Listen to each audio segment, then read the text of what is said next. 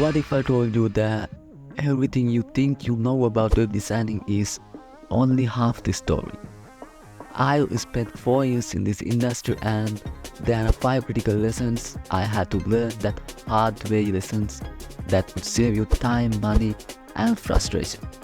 Stay tuned because by the end of this video, you will be a step ahead of where I was when I started. Let's dive in.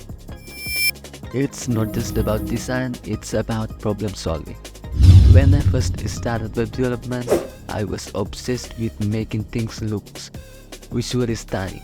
I spent hours tweaking fonts, colors and animations, but then I built a website for a small bakery and something strange happened. They got barely any orders. Turns out, their customers couldn't find the menu or the online ordering button. I had focused so much on the design that I ignored the user experience. That was my wake-up call. A beautiful website is useless if it doesn't serve a purpose. A great website solves a problem. It helps users find information, buy a product, or contact business easily. Before you jump into design, ask yourself, what is the main goal of this website? Who is the target audience and what do they need? For example, think of an e-commerce website like Amazon. If it only had a stunning homepage but no easy way to search for products or a smooth checkout process, would people still use it? Probably not. Functionality drives engagement. How to apply this? Always start with the wireframe before touching visuals. Conduct user testing, even ask a friend to navigate your site can reveal issues. Prioritize ease of navigation and accessibility over flashy design. Learning never stops.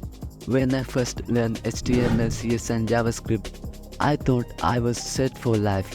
Then React happened, then Tailwind, then Dev.to. The tech world moves fast, and if you stop learning, you'll fall behind. Think about it like this.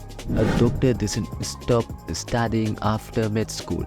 They keep up with new treatments and technologies. Web development is the same. For example, consider Instagram.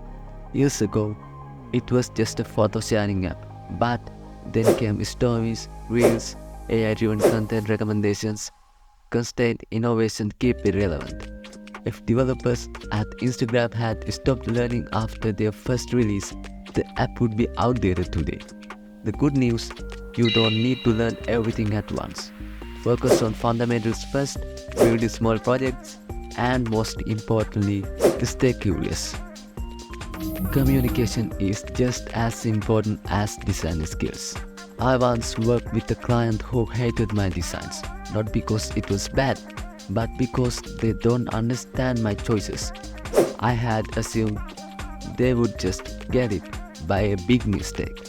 Clients and designers, they don't always see why a minimal layout is better or why a bright red button grabs attention. That's why communication is key. For example, imagine you are hired to design a restaurant website. The owner insists on using a fancy script font everywhere because it looks elegant. You know it's a bad choice because it's hard to read. Instead of just rejecting their idea, explain with examples. Show them reliability studies proving clear fonts increase conversations. A/B test different fonts and present the results.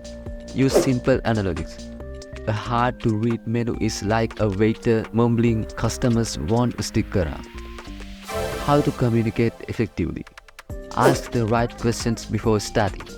What are their goals? Who is the audience?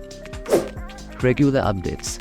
A simple, hey, here's what I've done so far. Build trust. Explain your design choices. Instead of, I like this color, say, red increased conversations by 20%. Use Loom to record video walkthroughs of your designs. Pricing your work is hard, but it gets easier. When I landed my first freelance gig, I charged $50 for a full website. Why? Because I had no idea what I was doing. Later, I tried charging 2.5k and I got ghosted. Pricing is tricky, but it gets easier with experience. For example, let's say you are building an online store. How much should you charge? Consider researching market trends, understanding client budgets, the value you provide, how to price your work. Research industry rates on platforms like Upwork or Fiverr. Factor in the project scope. More pages, integrations, and features mean high cost. Price based on value, not just time. Set clear payment terms.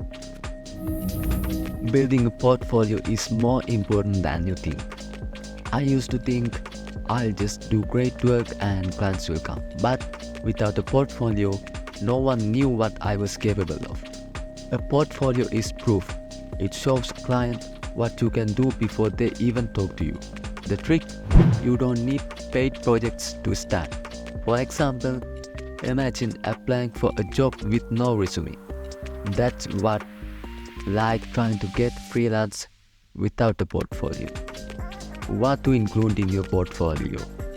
Before and after redesigns, testimonials, even from mock clients or personal projects, a case study explaining your process, choices and results. Portfolio growth strategy.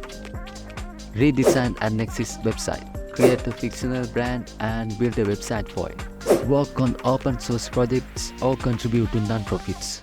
Regularly update your portfolio with new work.